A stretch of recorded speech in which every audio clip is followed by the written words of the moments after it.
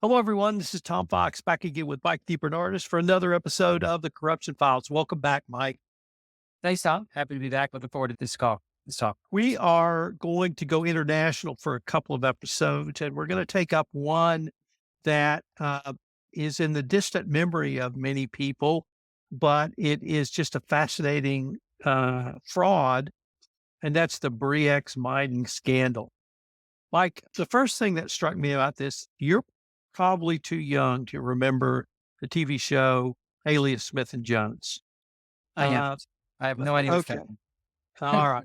Well, Smith and Jones was this sort of comedic takeoff of Cassidy and the Sundance Kid for television. And they had an episode where, and these guys were promised immunity or having their sentences forgiven if they stayed clean for some period of time. But of course, they were crooks and they couldn't. But they had a sheriff they were reported to, and they helped him sniff out bad guys. And one of the bad guys faked the creation of a gold mine, and he did it by dropping gold in a field and then having investors look and find the gold and thinking that, oh, this is where gold is found. In many ways, Bre-X was as simple as that, but a lot more complicated. So let me just go through some of the background facts and then why this story was so sensational. In 1993, Bre-X announced they had discovered a hugely significant gold deposit in a remote part of Borneo, Indonesia. The company said they had found over 200 million ounces of gold, making it one of the largest in the world. The company's stock price and value skyrocketed. At one point, its market cap was up over 6 billion. However, and you would think that they would understand if you announce something this big and your market cap jump, you would attract scrutiny. They did. And the company was able to get huge amounts of investments from really some top investors, including Freeport McMoRan, which was a mining company headquartered in Texas. And that's probably my interest in the scandal. But Bre-X was a Canadian company, but the Indonesian government began nosing around and asserting that it had certain rights because this was in the Indonesian land. And then this is where it got just from bizarre or weird to bizarre to beyond that. The chief mining officer, or rather chief geologist for Bre-X, allegedly commit suicide by jumping out of a helicopter after the scandal broke. And that made literally worldwide news. Then, short time after that, the founder of the company also died, this time of a brain aneurysm. And then they finally got the core samples from Bre-X after Freeport McMoRan said they could not confirm the find. It turned out that the samples were salted with gold dust, so they drove cores into the ground and they salted those with gold dust, which made it appear there was actually gold, or just like Alias Smith and Jones from the television show. And that was the whole fraud. It was that simple. And literally, they had raised billions of dollars around this. The stock price absolutely collapsed. The company filed for bankruptcy. There were massive losses. One of the things we're going to get into in this story is no one was prosecuted. And that is a huge part of this story and something that I hope we can explore. But it was so sensational because you have one of the biggest discoveries of gold ever. It's in a remote part of a very poor country, Indonesia. There was literally a global impact with global investment interests and all the way to the Indonesian government. The scale of the deception is just simply breathtaking. The fraud involved, the salting of the gold, the books and records, the sheer audacity of the scheme. Clearly, you had human drama, not athletic competition, but tragedy, because you have the death of the chief geologist and you have the death of the founder. There was absolute media frenzy that we hadn't seen around a business fraud at that point in time, 1997. The lack of accountability is just something, like I said, we're going to go into that. The impact, there was You would have thought regulations around this, but it turns out there was a huge hole in the regulatory scheme because of the multiple countries involved, Indonesia, Canada, the investors' companies. It really was just almost the dot-com bust, except this was all fraud. It's hard to really recreate. This was literally on the front page of American newspapers in '96 and '97, and sure, Enron was and WorldCom was, but this was half a world away, and it was that big and that so sensational. So that really sets the story. What intrigued you about this part of the story, Mike? Yeah, I mean, it's a story of corruption, but I really think it's ultimately a story of, to me, the two biggest drivers of corruption, which are to me are greed and desperation. And you had both of those here. And then you have the mystery and the adventure that is sprinkled in, which makes this.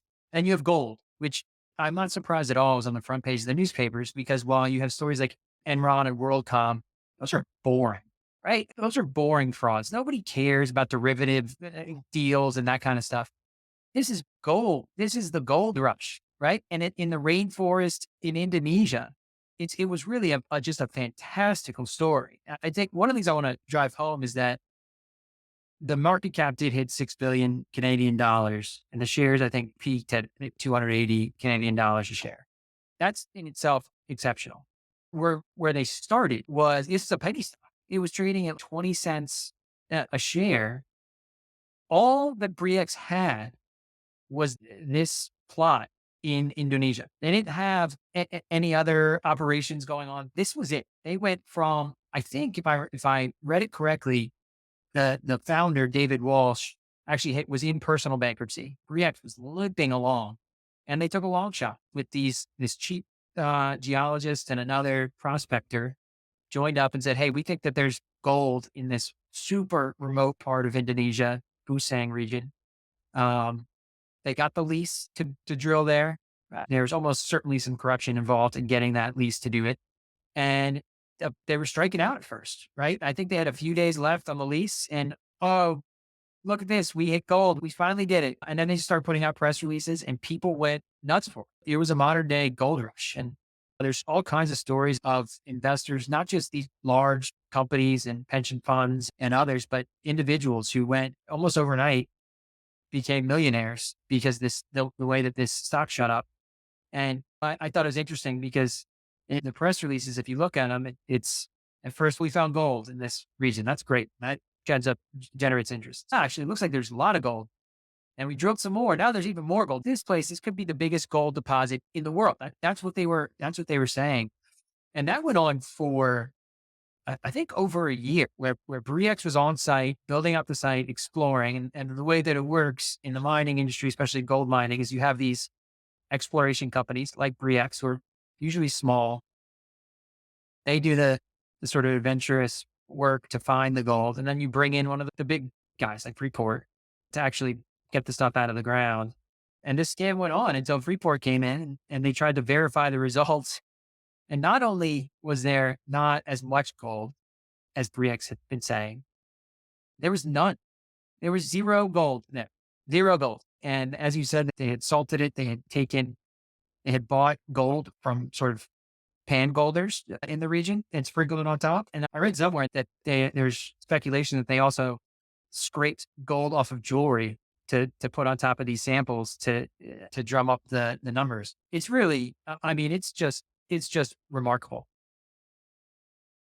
It's just dumbfounding to me that no one was prosecuted. And I would emphasize there is no way it could have been the two individuals who died, whether by suicide, hook, nook, crook, or aneurysm, as in the case of David Walsh. Yet we didn't have any individual prosecutions.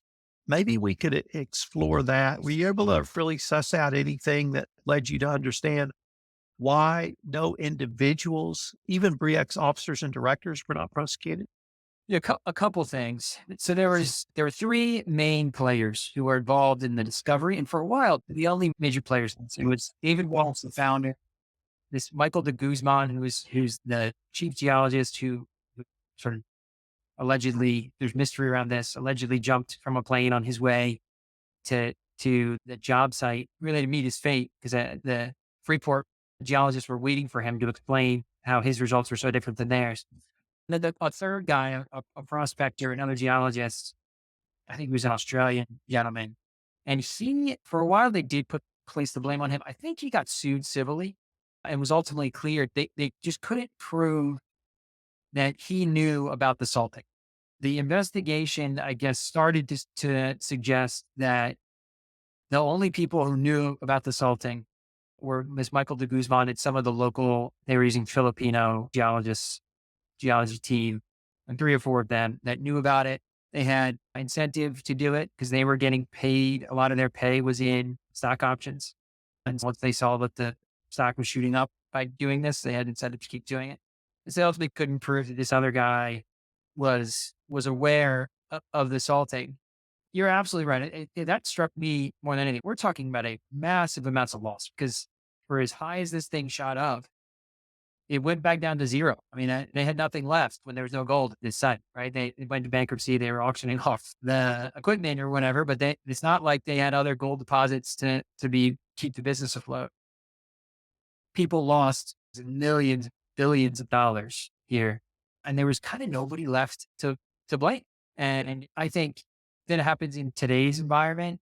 There are probably some directors who sign forms or other officers who were supposed to do quality control. I know I think the Canadian securities regulators actually added different regulations about mining companies and the disclosures they have to make following this to put more of an emphasis on making sure that you're reporting correct information. But it's incredible that this level of fraud occurred without anybody going to jail. It's really shocking. So I had some sort of big picture reasons as well why no one was prosecuted. One was the complexity of it. And I don't mean to suggest that salting rock core samples with gold is complex, but the complexity in terms of the salting, the different jurisdictions, the fact that the fraud took place in a very remote part of Indonesia, away from prying eyes of Canada or even Indonesian regulatory authorities, the lack of direct evidence. You touched on that, and there was just no way they could pin anyone having direct knowledge other than perhaps the dead people, and they were dead. So they weren't going to go to court. Circumstantial evidence, certainly, but not enough for criminal purposes. We've mentioned several times the jurisdictional issues. Indonesia, very different than Canada, very different than where the investors may have been defrauded. The gaps, and I want to touch on maybe in our next few minutes some of and you started to talk to us about how Canada strengthened its legislation around security, specifically around mining companies. But there were significant gaps in the Canadian regulatory framework regarding the mining industry overlaid with the securities market at the time. So it's still stunning to me, even talking to you here in 2024, that no one got individually prosecuted. Canada did actually put in place a direct new securities regulation, required disclosures, required public disclosures, required independent verification. The Ontario Securities Commission was strengthened to provide or mandate rather oversight and given enforcement powers. They even put in some corporate governance reforms. There were international standards put in place in a variety of countries rather. I think there were a large number of Australians who invested in this, Australian citizens and Australian companies who invested in this. So Australia put some reforms in place about what had to be disclosed to them. And one of the byproducts that I was intrigued about, Mike, was this was one of the first cases which saw or led to rather an increase in international collaboration and cooperation. Since that time, both in our FCPA compliance careers, we have seen that increase significantly and substantially. 1MDB, car wash in Brazil, Airbus, a multitude of international bribery and corruption cases, which have led to increased collaboration. But this one was really the first one where a large number of countries dipped their toe in the water, but I think it led to that. Really anything on the regulatory or legal response that stood out to you? Yeah, that was actually, I think, one of the things that struck me was you can almost see it as you read about the case and sort of the response afterwards in terms of Indonesia's response, Canada's response, and the regulators there, and how they were trying to go about cooperating. Because you had the other thing was you had the deaths of the geologist in Indonesia, the alleged death. There's lots of speculation about whether he actually died or not. But in Indonesia, you had the managing director's founder, CEO, who was in Canada, but very quickly moved to the Cayman Islands, I think, or to the British Virgin Islands, or one of the islands after this story started to break. And you had this other chief prospector geologist who was moving around all over the place. He was in the Caymans for a little bit. He was in Australia. And so trying to get all of the cooperation going to even interview potential witnesses to this became very complex. And a lot of the people on the ground were Indonesian, they were Malaysian or Filipino. And they went, after this is over, the mine closes, they go home. I was reading a little bit about efforts that Indonesia made to make employees available to the Canadian government to do interviews of potential witnesses.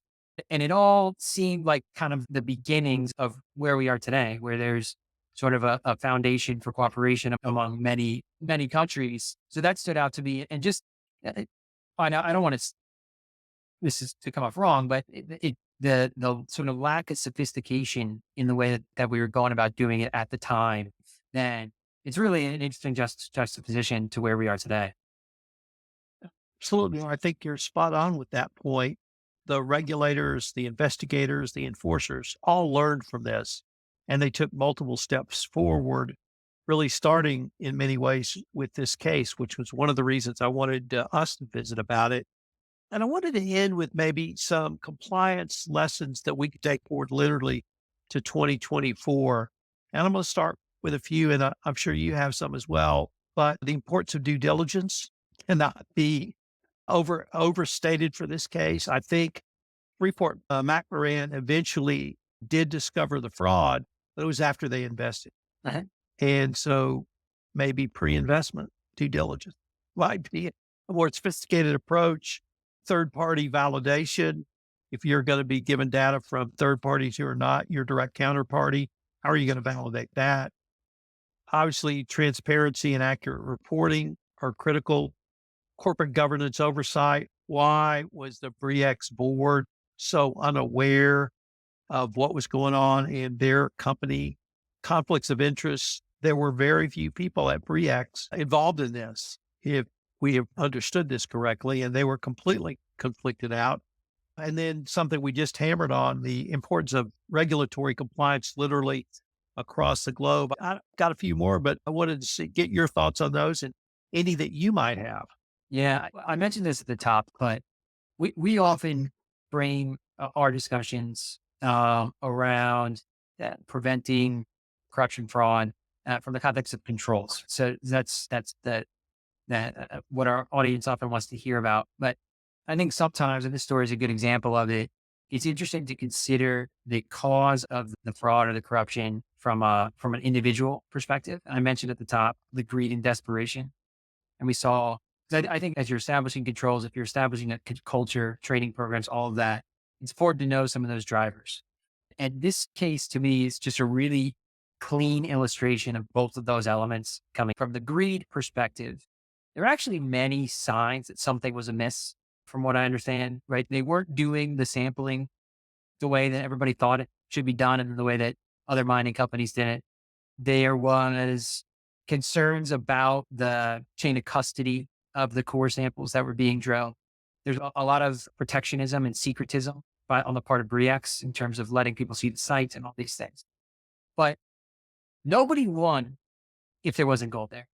Everybody was making a ton of money when the world believed there was gold there. So that there was that level of greed that said, we don't really want to know. If there's not gold there, we don't want to know, at least not now. Let us keep making tons and tons of money. Let our options keep coming up and selling them off. I mean, even the people ultimately responsible, the David Walshes and Michael de Guzman, who jumped out of the plane, made millions and millions of dollars from selling their stock before this story fully broke.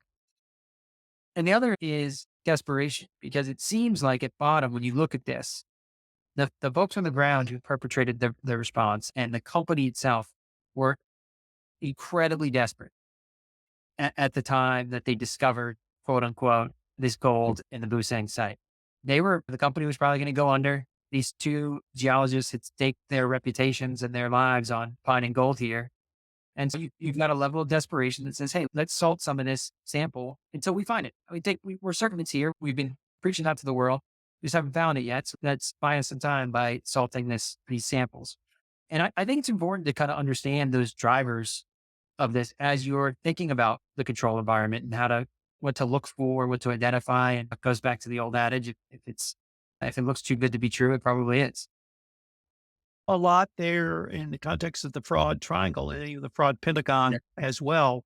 And although I think most compliance professionals have heard of one of those formulations, they don't really think about that in the context of one, their investigation, but two, the formulation of their controls. And I think you were spot on to suggest that there's a psychological component here that needs to be evaluated and needs to be managed through a risk management strategy. Would that be a fair assessment of what I heard you say? Yeah, entirely fair. And thanks for saying it more succinctly than I did. But yeah, absolutely. And I think I see it from various angles. But you look at on the corporate side as people are about to do a deal. Those business guys, they want that deal. That's exciting. They want it to happen. There is there's a lack of incentive for them to find bad things, right? Because they want the deal to go through. And I think it's important from a compliance perspective to be aware of those drivers as you are sort of filtering through the info that's coming in from the business.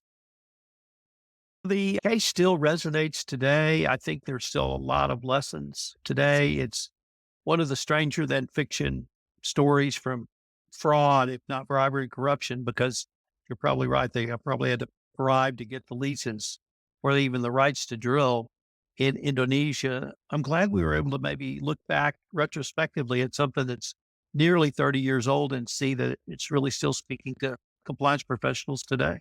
Yeah, it's still, I think there's a movie a few years ago with Matthew McConaughey, I think called Gold, that is loosely based on this story. I mean, it's just a fantastic story from various angles, and it absolutely still resonates today. Mike, I can't wait to see what we can come up with next time. Looking forward to it.